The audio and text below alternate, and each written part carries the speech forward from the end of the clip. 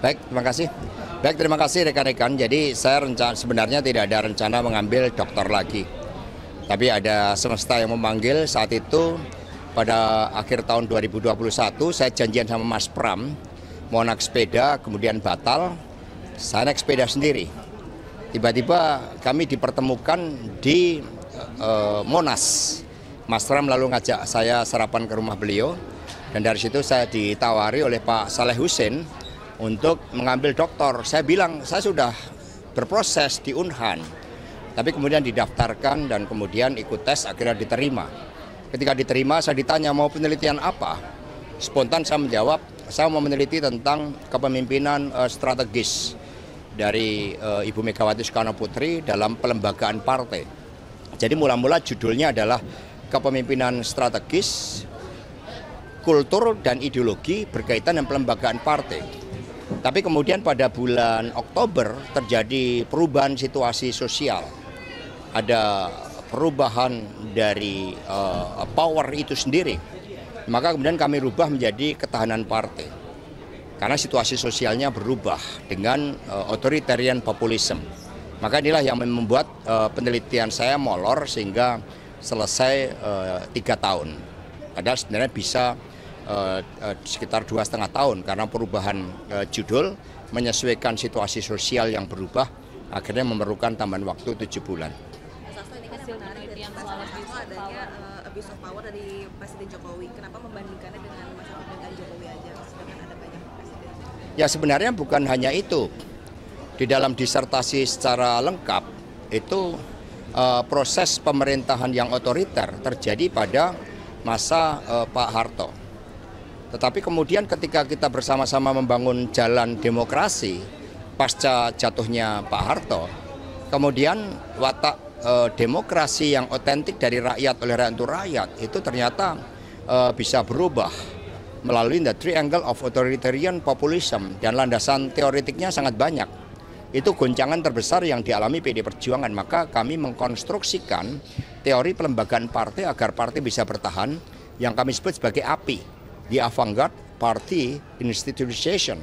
Dengan API ini mencerminkan bagaimana seluruh identifikasi terhadap kepemimpinan, ideologi, pelembagaan, dan ketahanan partai dapat dilakukan, dan ini sebagai sumbangsih di dalam memperkuat demokrasi kita melalui pelembagaan partai.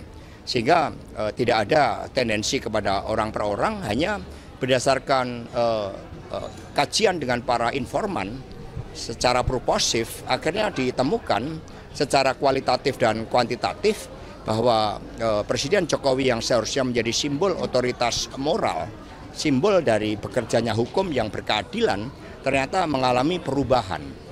Dan itu banyak dijelaskan teori-teori yang memberikan legitimasi. Dan dalam teori Hannah Arendt memang power itu bisa berubah ketika aktor meninggalkan ide atau gagasan politik yang membentuknya, maka cenderung melakukan justifikasi dan legitimasinya turun karena perubahan tujuan.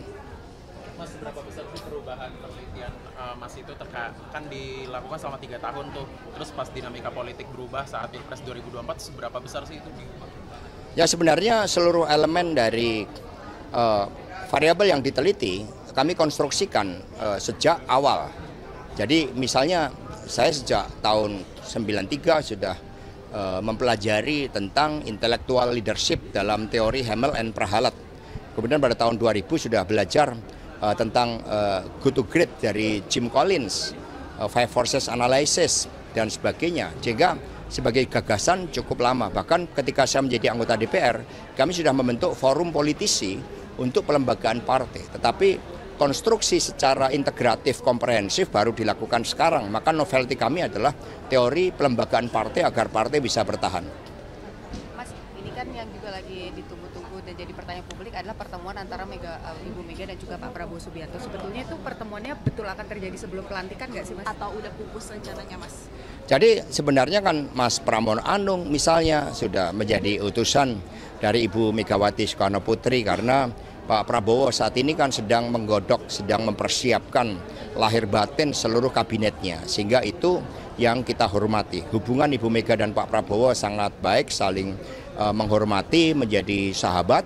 Dan tentu saja untuk kepentingan Indonesia Raya, sikap dari PD Perjuangan terhadap kepemimpinan baru berharap agar kabinet itu dapat bekerja profesional, bergerak cepat untuk mengatasi tantangan-tantangan kita ke depan. Tapi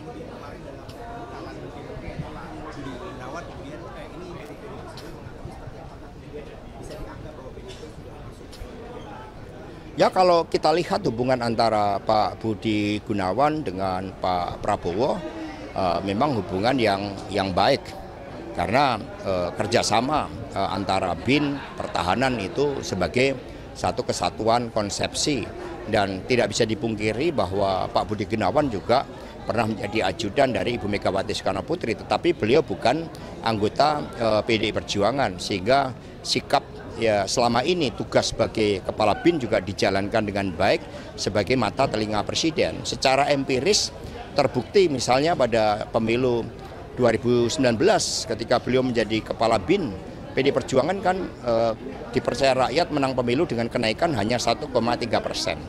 Artinya kami diujarkan sesuai dengan teori yang kami kaji tadi untuk tidak melakukan abuse of power, tidak menyalahgunakan kekuasaan. Sehingga hadirnya Pak BG karena memang hubungan yang sangat baik ya dengan Pak Prabowo. jadi PDIP tetap akan berada di luar pemerintahan ya Mas? Sikap apakah mau berada di dalam atau di luar merupakan kewenangan dari Ibu Megawati Soekarno Putri. Hubungan Ibu Mega dengan Pak Prabowo yang baik secara historis juga sangat kuat tentu akan menjadi fondamen di dalam membangun kerjasama. Tetapi keputusan politiknya nanti Ibu Mega yang akan memutuskan.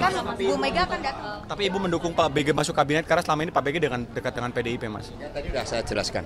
Pak Mega. Itu ada dua hal itu mau menegaskan aja. Berarti untuk pertemuan Bu Mega dengan Pak Prabowo ini sebenarnya masih ada yang ganjil masih dari Bu Mega. Itu yang pertama. Yang selanjutnya berarti Pak BG di kabinet Prabowo ini artinya keterwakilan dari PDIP gitu di kabinet Prabowo. Pak Budi Gunawan bukan ber-KTA PDI Perjuangan, sehingga beliau bukan menjadi anggota PDI Perjuangan. Dan kemudian hal-hal yang sifatnya strategis akan diputuskan oleh Ibu Megawati Soekarno Putri. Ibu Mega juga memiliki kesejarah yang panjang dengan Pak Prabowo dalam suka maupun duka.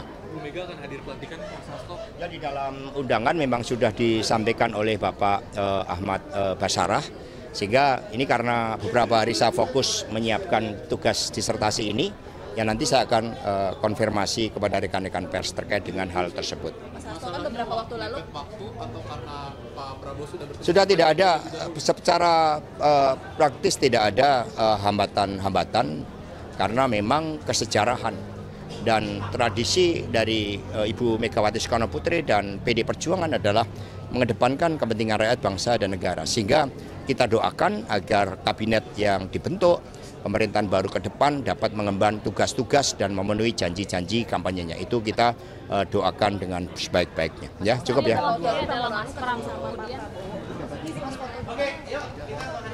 Ya, foto-foto. Sini dong. Oh, ada. Ya, foto. Oh iya.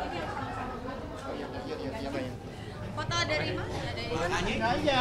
Biar ini dari sini aja. Tangga.